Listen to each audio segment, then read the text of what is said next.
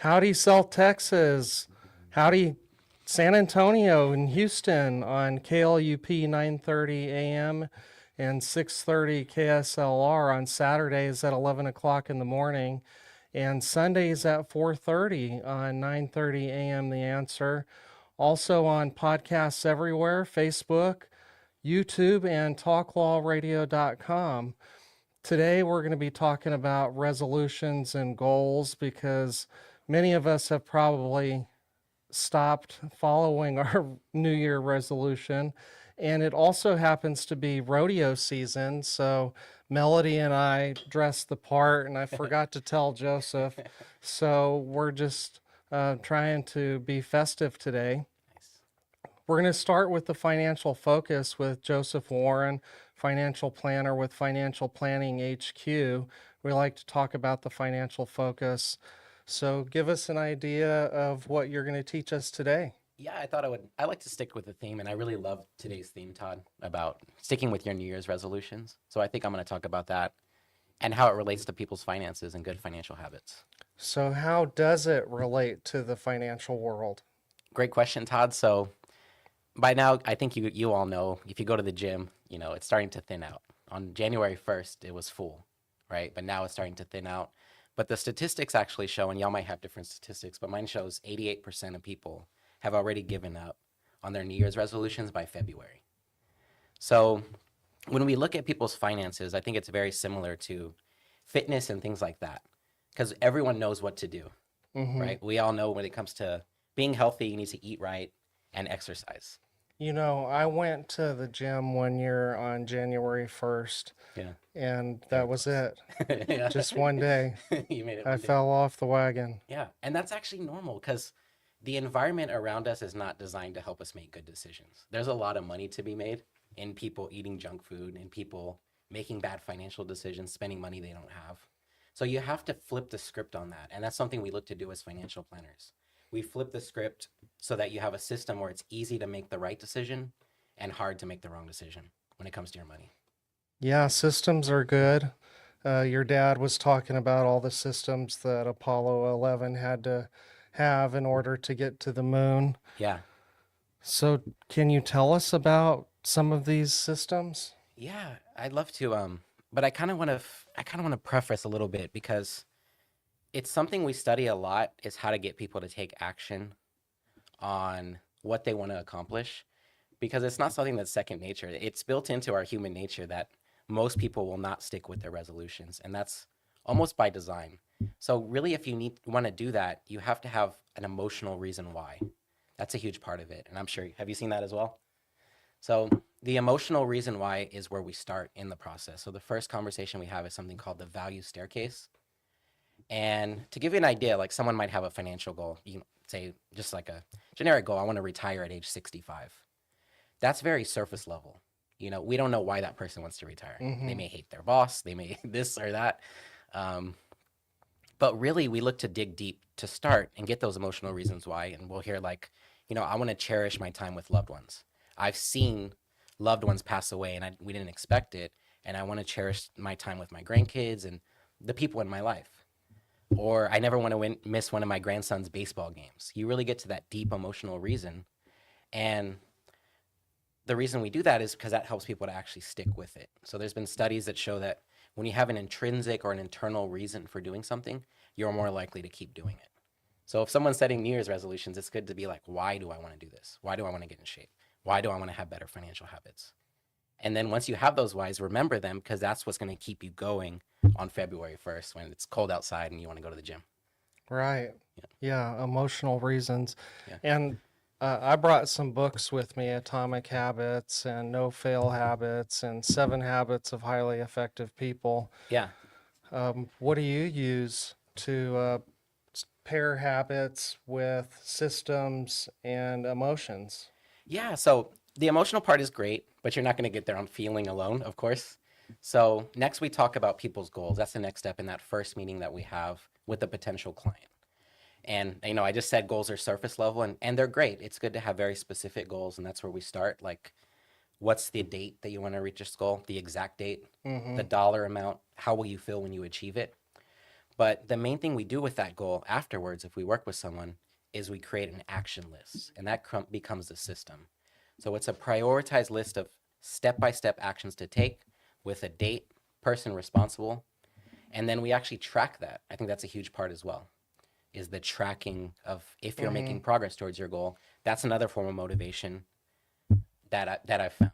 If you measure it, you can manage it. Exactly, and you know if you're doing well, so you know if you're making progress or not, or if you need to pivot or do something else. So, yeah. My dad also said that when you write down your goals, there's magic that goes from the pen to your finger to your brain. Yeah.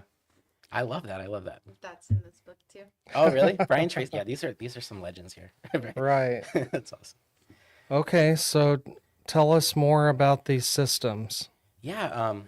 So with the goals as well, so we want to combine math with logic. So we'll actually put someone's complete financial situation into a computer software that allows us to run scenarios or simulations of different things they can do. So then the action list is just not like do that because I said so. And we found that when you do that, when you try to motivate people that way, like I'm the authority, I know all about finance. So if you save this amount of money, you're going to be good. They don't want to do it. So we also get the client's input as well. So we say, what do you think about saving or investing this amount per month towards this goal? Yeah, my kids have this rule. It's called "Don't tell me what to do." Yeah, it's the same thing with adults. If you try to tell, like, go outside and tell an adult, like, move out of the way or something, they're gonna get mad. We have a natural thing, which I think might be good, where we're not just gonna automatically say this person seems like they have authority. I'm just gonna do what they say. You want them to be a partner in it, so that it's their ideas as well. Because then, if they don't follow through with the plan, that creates something called cognitive dissonance, which means that you'll actually have an uncomfortable feeling not following through with your plan because you said you were going to. I have an uncomfortable feeling every morning. I have a standing appointment that pops up on my phone at 4:30 a.m. It says walk the dogs. Yeah. And every morning at 4:30 a.m. I don't walk the dogs. So hopefully, Melody, you'll help me with that later. We'll do our best. Yep. But yeah, it's one of those things, like I know I've been there as well. There's been times I really wanted to do something, but I didn't stick with it. So you really have to design it so it's hard to do the wrong thing, like it's uncomfortable to make a bad decision. So some of these systems, a lot of people come to me. Sometimes people will say they want to have a better budget. They're spending money and they wish they weren't spending as much as they're spending. We help clients with that. An easy system is we'll use a tracker. So there's a website that I really like. I'm not getting any money, but they're called monarch.com. And all you do is you connect your accounts and it'll show you exactly where your money's going. And then from there, you can set a budget. But more importantly, you know where your money's going. So there's no lying with, I'm spending this amount of money per month at Amazon. Just an example, like fitness-wise, have you guys heard of like the InBody test where it tells you how much body fat you have? Have you? Have you guys tried that? Where you hold the two things like this and it kind of tells you like. I haven't. Back in high school, they used to have these pinchers. Yeah. And they would like pinch different parts on your body, and however thick that was, that they could calculate your body fat that way. Yep. No, now you can just there's like it's some type of electrical current. You hold these two like things right here. You stand up straight, barefoot, and it'll tell you like this is the exact amount of grams of fat you have in your body. Okay. And that was very motivating for me. And that may not be motivating for other people. Like I've talked to people before, and they say that sounds horrible. I don't want to do that. Right. But it's finding out the person's personality, what's important to them, and what's motivating to them. And for me, seeing my amount of muscle went up, my amount of fat went down, month after month, is motivating for me, and it keeps me going. And then I'm excited to go there. It's almost like a ritual and see, did I lose any fat? Did I make any progress this month? It makes it a lot more motivating for me when it's, there's like a bunch of Oreos in my face and I need to eat them. Right. I'm like, I don't want to eat a bunch of Oreos and then I do that test and I failed. That would hurt more to me than it would feel good to eat a bunch of Oreos. Right. Same thing with the scale, I guess. Yeah, the scale. But what I found there is the tracking is very important because with a scale, you can lie to yourself. So I could go to the sauna, I could dehydrate myself, I could do like the weight cutting that people do. Right. And then it's really just water weight. So really like having a tracking system that's you know for sure. And that's what we have for our clients. So they can look at their website and they can see this is the amount of money I have saved for this goal. And this is what it's projected to be. It has a shortfall of this amount. And not only that, when we see that, we get alerts and we'll come up with a course correction of this is exactly what you need to do to get back on track. Okay, so once you have all that, how do you tie that in with all the other experts? Yeah, so I want you to think about your team of financial experts. It might be hard to do as like a pro football team, right? Your CPA, your lawyer, your financial planner, all these people are like this pro football team. And just imagine that they weren't playing from the same playbook, right? They wouldn't get anything done. They wouldn't be able to Right. make the plays. They'd run into each other on the field. So our role is to really quarterback everything and make sure that everybody knows the playbook or the strategy, the emotional reason why the client wants to achieve what they want to achieve, what their exact goals are.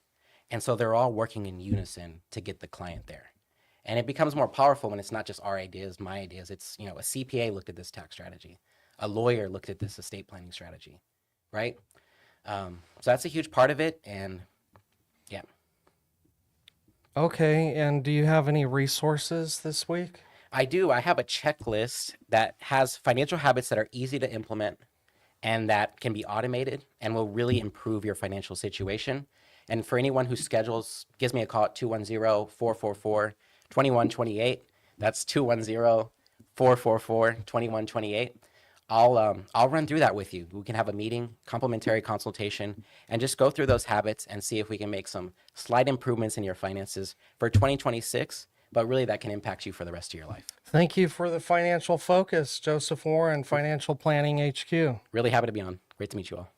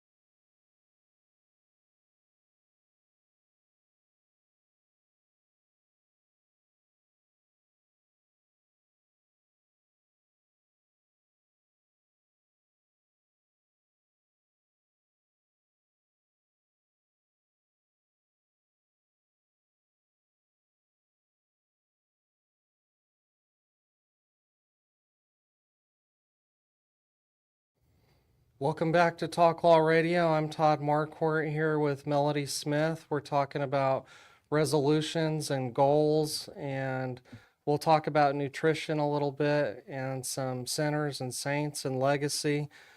Just want to let you know why we're wearing Western wear today. It's rodeo season here in San Antonio, and of course, the season is going to be in Houston as well. So if you're listening from Houston, post a comment or email me at host@talklawradio.com.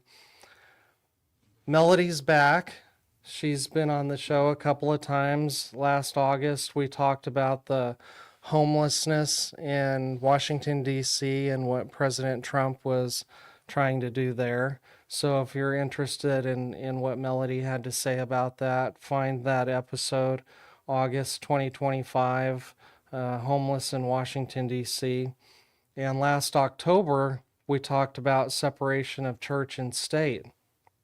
I always love to hear your perspective on faith, God, and Jesus. So feel free to let us know how those impact your goal setting. Okay. So welcome back. Thank you. So today I want to reintroduce you to people that don't yet know you. And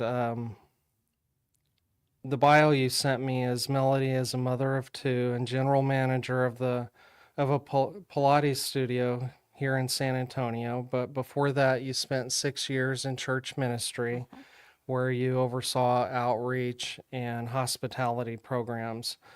So give us an introduction to goals and resolutions. Yeah. Yeah, thanks, Todd. I really enjoy personally setting goals, and I really enjoy helping other people to reach their goals. That's why a few years ago, I decided I wanted to do nutrition coaching, really because I just wanted to help other people get where they wanted to be. Mm-hmm. And as we all know, change is very hard. Have you ever tried to change yourself? Yes, constantly. Have you ever tried to walk the dogs at 4:30 a.m.? It's hard. I used to do it, so I Yeah. know that I can. Right. Yes, but why is it so hard? Tell us. Yeah, I don't know. It's because like Joseph Psychology. said, yeah, there's a lot of obstacles. And it's just hard to change habits. I think we're just creatures of habit, and that's why people write books about how to change your Mm-hmm. habits, because you need some tools and you need some support, and a system is really good to have. So tell us why you like to set goals. It makes me happy. It gives me something to strive for. It makes me feel good about myself. It makes me feel hopeful about the future. There's a lot of great reasons to I set like to goals. win. And being competitive is a great reason to set goals too. Yeah. Yeah. Yeah. I like to win too. Okay, tell us what book you have with you today. I brought Goals by Brian Tracy, and I read this last year. It was given to me by my boss, who's very much a mentor to me, and I absolutely love this book. I carry it with me now all the time, and I preach a lot of this to my kids, and they act like they're not listening, but I know it's sinking in there. Um, but it's interesting that a lot of what Joseph was saying in his approach, he's a financial planner, but it sounds Right. very much like he's a coach, you Right. know. He would And love that you said that. yeah, well, let him know. Yeah, he is very much a coach. And so, yeah, those principles can be applied to any type of goal that you're setting, whether it's financial goals or health and fitness goals. Okay. Well, before we get into it very far, the famous MC Hammer used to say, we've got to pray just to make it today. So I'm going to say a prayer.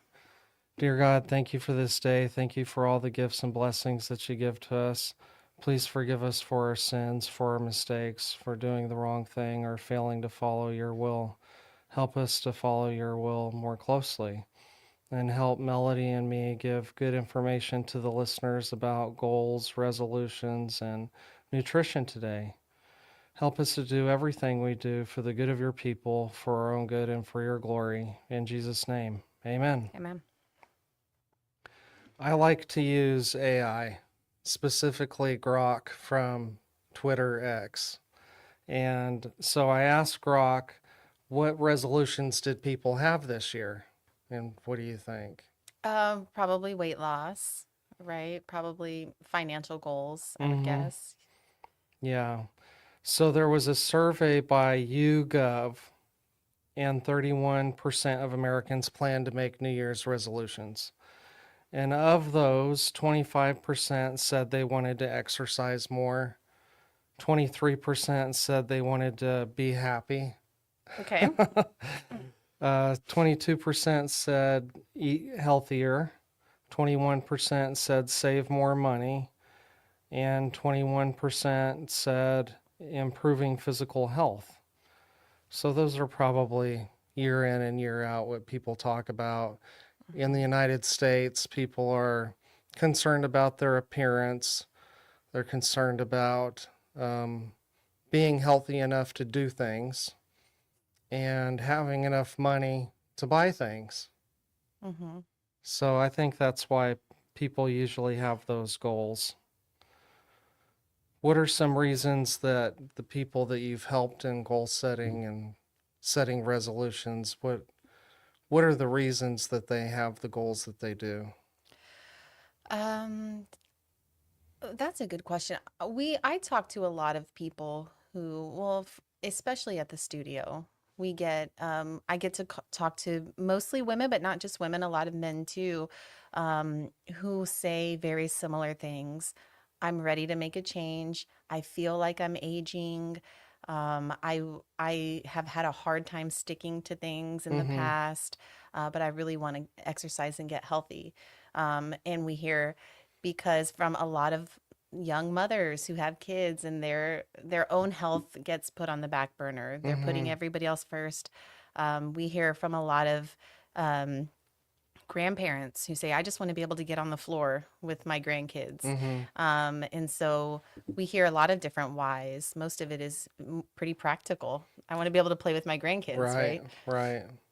And I meet with a lot of older people in my office doing estate planning, and they say they're trying to walk, usually a lot of walking, um, Walking is great. just so that they can be mobile. Mm-hmm. You know, they don't want to have to use a walker, they don't want to be in a wheelchair.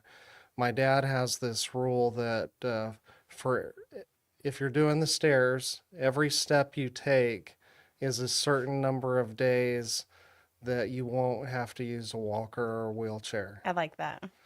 And I don't remember what the number was, but so we have competitions to see, you know, how many stairs we can take. If we're together and somebody wants to take the elevator, will you get shamed for that? You should get shamed. There's a book called Take the Stairs. Oh, And okay. it's about not taking the easy route and just Mm-hmm. doing the hard thing because in the long run, it benefits you. Yeah, I love that idea. Yeah. And I'm joking, you should not be shamed for taking an elevator if you need to take an elevator. Right. But if you're able to take the stairs, why not? Shame is not fun to have. In fact, um, the Christian faith is based on having no shame, Yep. right? Amen to that.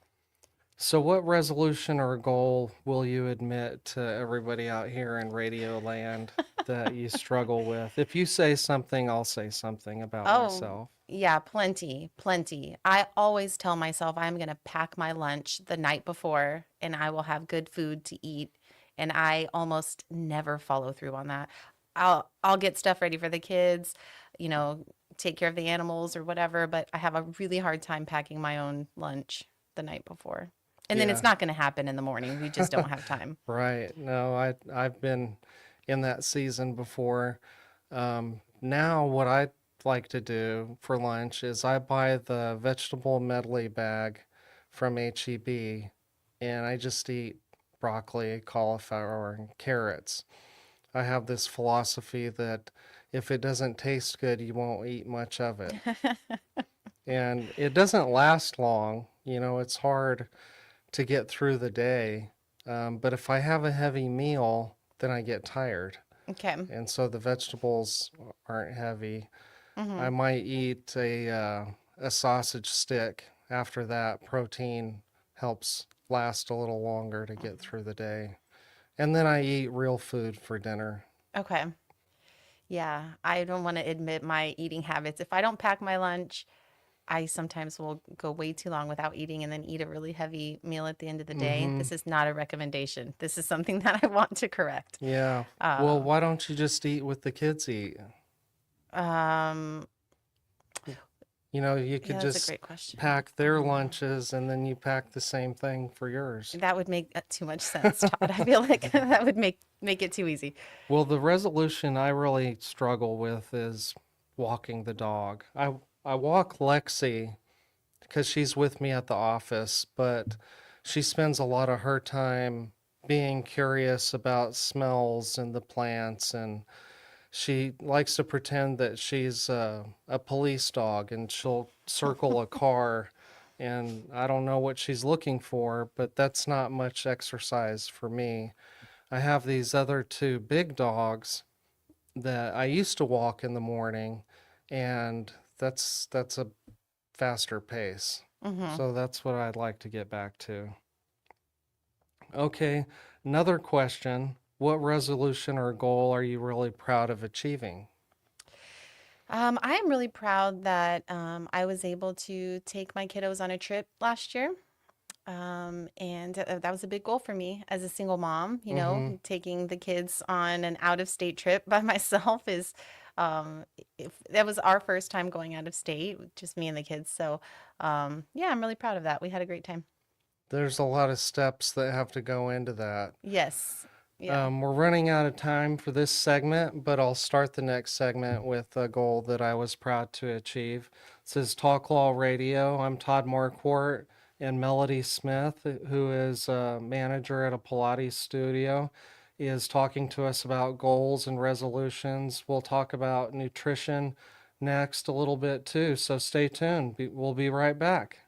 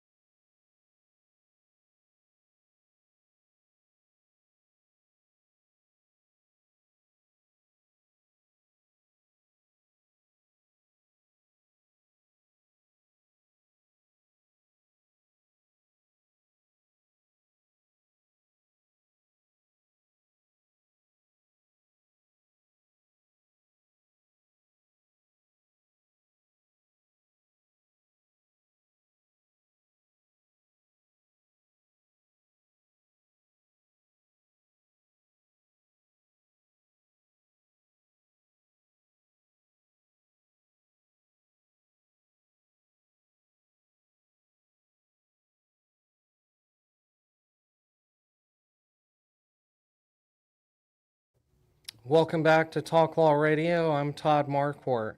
In the beginning, God had one law: don't eat from the fruit of that tree. Then he gave Moses the Ten Commandments. And now we have municipal, state, and federal lawmakers that won't stop creating new laws, laws that might impact you without you knowing it.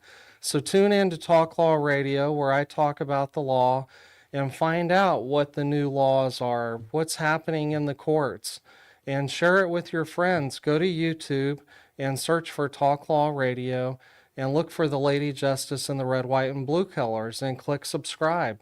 That way you can watch these shows in bite-sized segments while you're walking the dog, washing the dishes, or working in the garage. Last segment, we were talking about goals and resolutions, and Melody shared with us a goal that she struggles with and a goal that she was happy to achieve. And I talked about a goal that I struggled with, and now I want to tell you what goal I was happy to achieve. Years ago, my office lease was ending, and I could stay in the same place, I could find a new place, but part of my financial plan was to buy my own office space. And it's like buying a house, except it's more challenging because banks have different criteria that they look for in deciding whether you are, whether they think that you're going to pay them back. So I had a really fantastic banker that I had known for a long time before that, and she helped me, and it was very stressful, and everything that I went through to achieve that was well worth it. And so that's my biggest achievement so far. The next thing that I want to do though is Lexi had been training for agility. You know, where they run through the tunnel and over the ramp and on the balance beam. Around the cones. Yeah. Yeah. Oh yeah, the weave. She needs to practice that. But then I got tired of driving to all of these different venues where they have a practice field set up for agility. And so we did that for about a year, and we had never gone to competition. She wants to win, but you have to sign up first. And of course, now we're going to have to go practice a little bit, to be brought up to speed. So that was a little bit of exercise for me. I wasn't an athlete as a kid. Okay. I was in the band, What'd you play? saxophone. Oh, cool. Okay. And so I never really got into that habit of exercising. Have you always been exercising and into fitness your whole life? Is that a lifelong habit? Yeah, it has. I started playing sports in like junior high because my best friend was being forced by her parents to play basketball. So she begged me to play with her, and then I just fell in love. Ever since then I played sports, and um, after I was done with that, I've always done strength training or I got really into running for a time. So I've Mm-hmm. gone through different phases with it, but I've always been active and pretty competitive.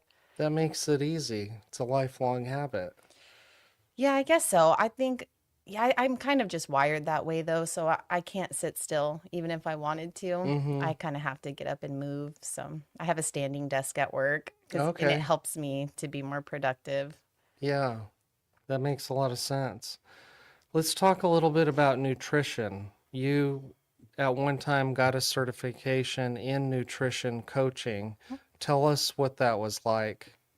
Yeah, that was I did it for a couple reasons. I wanted to help people reach their goals, and also I wanted to learn more about nutrition. And it's like equivalent to like a personal trainer certification. Mm-hmm. Anybody can go and get certified online in a month or a couple of months, and um, I appreciated what I learned through it. But the system that you're taught to help people reach their goals was very similar to what Joseph was describing with his financial planning. Mm-hmm. Um, digging deep and first uncovering really the deeper reasons of why somebody wants to change. Why do they Mm-hmm. want to change their eating habits? And usually that is a deep conversation to have with people because for a lot of people it's been a lifelong struggle or they've tried and failed so many times that it's this big mental hurdle now. It just feels so daunting and um anyway, there's a system. You get down to the why, um, and then come up with a plan, just like he was Mm-hmm. describing, have a specific plan. And then a huge factor of success is going to be accountability. So having that coach, like he helps to keep his people accountable by Right. showing them exactly where their money's going, Right. getting on the scale or whatever it is. Having that accountability is going to be a big indicator of success. Okay. I always heard it this way. How do you eat an elephant? One One bite bite at a. at a time. Yeah. Yeah. And then I have a friend that lives out in California that I visit sometimes, and he always talks about, well, what can you do? Start small. He calls it the gradient scale, and then you build up to achieving bigger and bigger things. hmm So tell us a little bit about the nutrition stuff that you learned. It's pretty basic. So, you learn like the kind of main guidelines, how your body processes different types of foods. You learn what your body does when you consume fats, carbohydrates, proteins, why each of that is important for our body. And so it helps to be able to really a nutrition coach's role really should be to help educate and help the clients come up with a plan to reach their goal. What about all the fad diets out there like keto, Hmm. intermittent fasting, Mediterranean, paleo, vegan, plant-based, formerly known as vegetarian, Hmm. dash, whole 30, flexitarian, carnivore? I like carnivore. Which Yeah. one do you like? It's something funny about that. I actually have, my two children. One's about to be 15, my daughter's 8. One of them wants to be all carnivore diet, my son, and then my daughter wants to be a vegetarian. So Okay. it's interesting cooking for them. They need to eat both. They need to eat meats and vegetables, but yeah, I think we don't know enough about is one diet better than another because Mm-hmm. our biology is so different from person to person that one person may be extremely healthy as a vegetarian. I know a woman who's in her 80s who had an autoimmune disease, and she says decades ago a doctor told her to eat only a vegetarian diet, and she's been healthy ever Okay. since. Yeah. And then I've heard stories where people have been cured of autoimmune diseases by going on an all carnivore diet. So I just think people's biology is so different. Yeah. There isn't a one size fits all. I think you have to kind of understand how your body reacts to different That makes foods. sense. One of the sponsors for the national radio shows is PhD weight loss, and that's what they talk about, at least in their ads. I've Mm. never called, but finding out how your body processes food. Hmm. But that sounds like a lot of information to try and figure out on your own. Yeah, I recommend if somebody has really I mean, if someone struggled for years or even decades to find what's the best diet, they should see a dietitian. Mm-hmm. But a dietitian is going to give you more like a prescription. And then someone who can help you along with that would be a nutrition coach who can take that information from your dietitian that's more scientific and dialed in and help you apply that in your day to day. Mm-hmm. Okay. Have you heard of the biblical diets? Mm-hmm. The one I know the best is the Daniel diet. The book of Daniel, where Daniel and his friends ate only vegetables or plants and water for periods of 10 or 21 days, avoiding meat, processed food, sugar, leavened bread. Have you tried any of the biblical diets? I haven't, but I would. I would do a Daniel fast. I haven't yet. There was a group at the church who've done it before Okay, and they liked it and they've done it several times. So I assume if you're coming back again, it probably worked pretty well the first time. right. Um, How about all the supplements that are sold on TV, radio, online? The one that shows up in my Facebook feed all the time is the Chuck Norris Roundhouse Provisions. I guess because I'm a middle-aged male. uh, yeah. So sidebar, I went to get water the other day at HEB before the huge freeze, Mm-hmm. and I just needed a few jugs of water, and they were almost entirely out of water, except for this one jug of Chuck Norris water. Oh, I really? didn't know Chuck Norris had I water. didn't either. So I had to buy it, and it was fine. It was like alkaline water or something. But yeah, what was your question? What about Oh, the the supplement supplements. fads? Yeah, I just don't think there's enough testing on supplements. I've gone through periods where I've done like whey proteins and things like that, but they Mm-hmm. have a lot of times metals in them. Um, there's just not a ton of data to support like some of these different supplement fads. Mm-hmm. So I would not waste my money personally. I haven't wasted my money on supplements other than like a multivitamin in I was quite a just gonna while. ask Yeah. that. Are, do vitamins help out over the counter type? Yeah, I think that they fill in some of the gaps in our diet if you're missing some specific, vitamins or minerals. So it's always helpful to have a multivitamin. The multivitamin that I used to take, and this is no endorsement because I can't claim that I was any healthier or better, but USANA was claimed to be the pharmaceutical grade vitamin. Okay. They saw. were the purity and all of the different percentages of the different vitamins was tested and verified. Okay. Are you taking those now? No, that's another thing that I've lapsed on. But we have to take a break. When we come back, we'll talk about legacy. Todd Marquardt and Melody Smith. Stay tuned.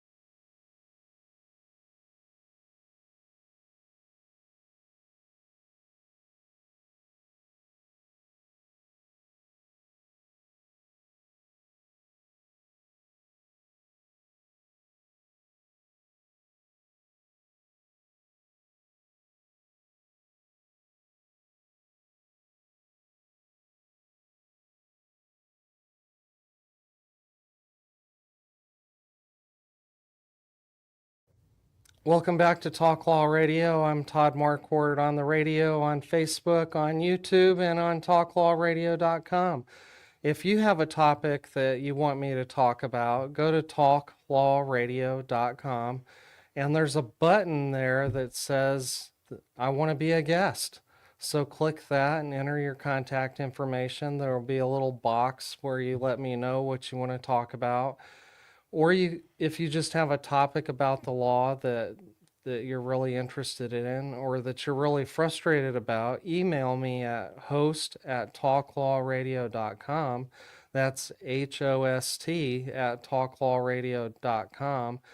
Today we're talking about resolutions and goals with Melody Smith, who is a former certified nutrition coach, and current manager of a Pilates studio. We'll have her back with the Pilates owner to talk more specifically about what that is. But today we're talking about goals and resolutions, and we're talking a little bit about nutrition. And now I want to talk about the inverted food pyramid that, I don't know, the news made me think that President Trump invented this, but he probably didn't. I really don't know. So there's a picture of it there. Yeah. Mm-hmm. And so at the top is protein, dairy, and healthy fats, vegetables, and fruits. And he calls it the Eat Real Food dietary guideline. And so, based on what you learned in nutrition years ago, right? Mm-hmm. It's been a while. Yeah, it's been several So years. it was probably the regular food pyramid then, right?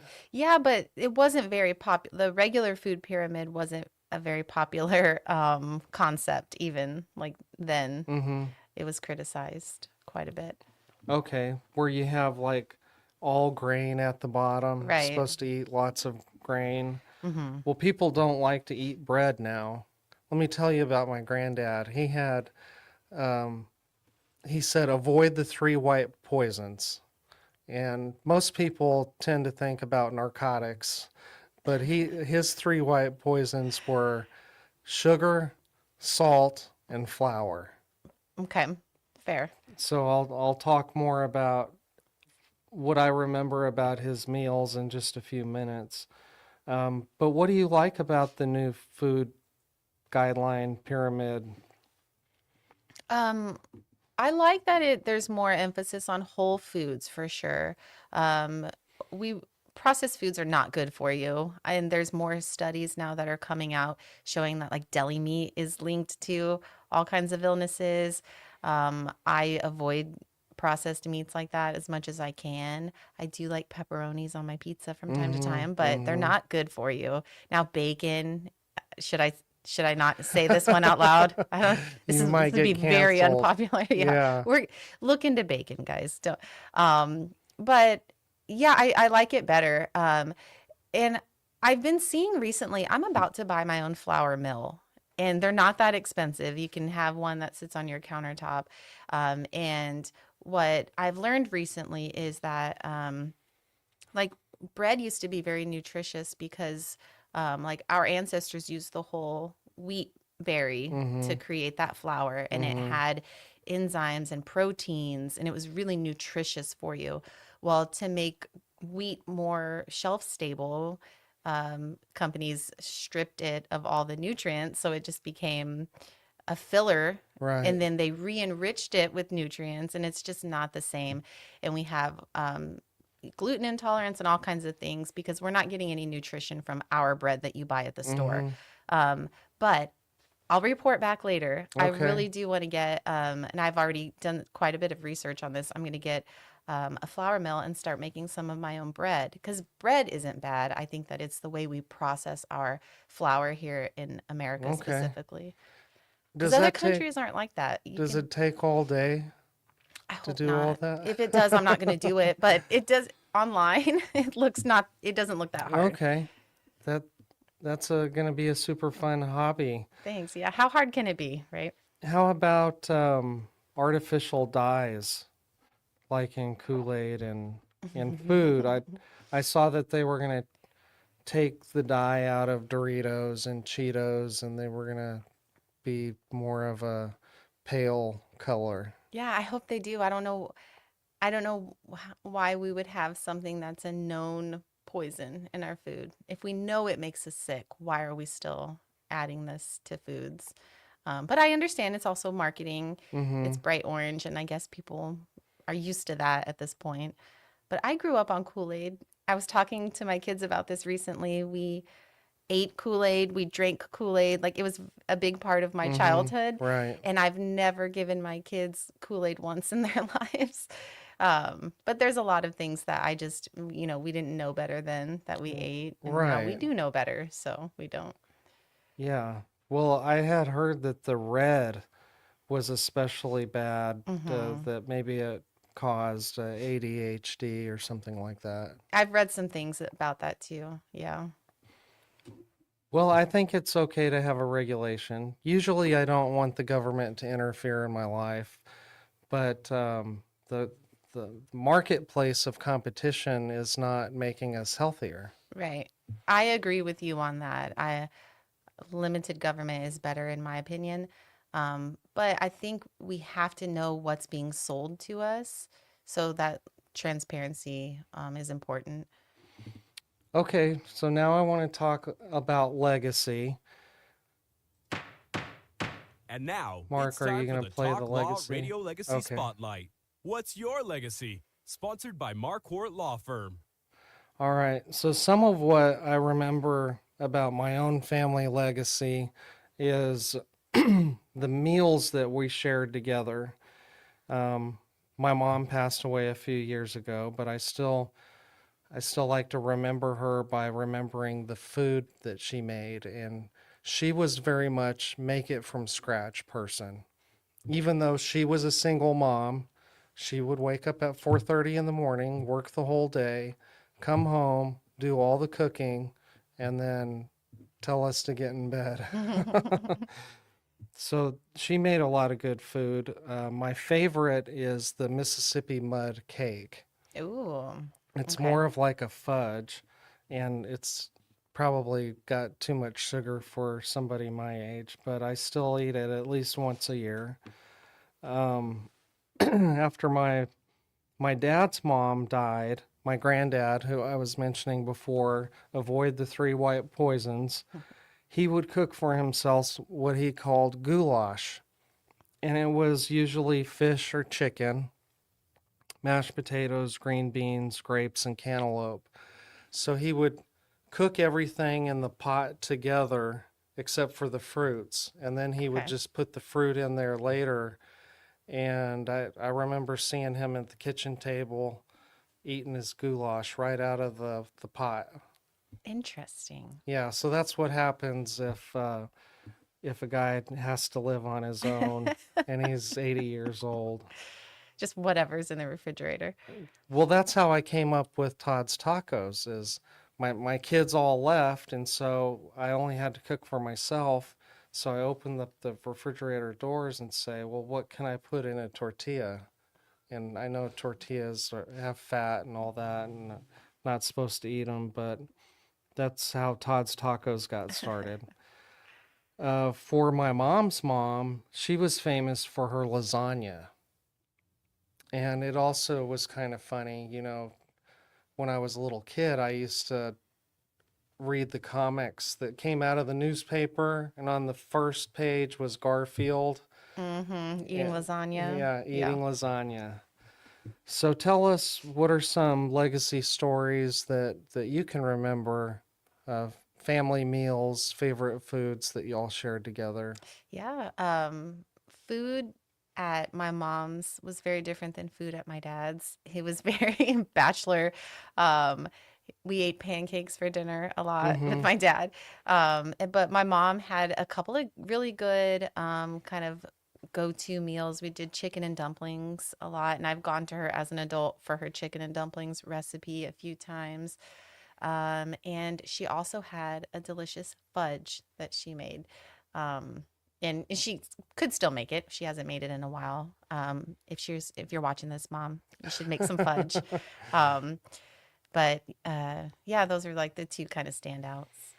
Yeah, my dad, after church, he would take us to Kentucky Fried Chicken. We'd get the bucket of chicken and whatever pie, cherry pie, apple pie, and all the sides, coleslaw, the biscuits with the honey packets, and I forget what other sides there were. I just remember the coleslaw. But that was a staple of his because he didn't like to cook. It was only after my brother and I were old enough to work the stove that he started to buy Hamburger Helper, which I'm sure is not healthy because it's just a powder that comes in a box and you put it on the hamburger. Yeah, but we had Hamburger Helper growing up a lot too. And I loved it. Beef stroganoff, it was good. Right. Yeah, but now we know better, so we have to do better. My mom had I don't know, maybe 50 cookbooks.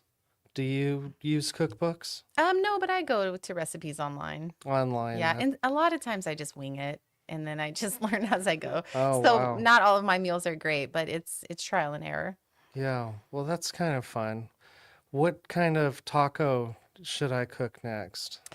I don't know why fish tacos come into my mind. Fish tacos. What kind of fish? Do a whitefish. Do flounder. Okay. I'll get it fresh from HEB. I need to quit mentioning HEB. You need to become a sponsor of the show, HEB. So you've been learning a lot about goals and resolutions and nutrition from Melody Smith, and we've been talking about some of the new laws, which is the inverted food pyramid that President Trump is probably going to take credit for.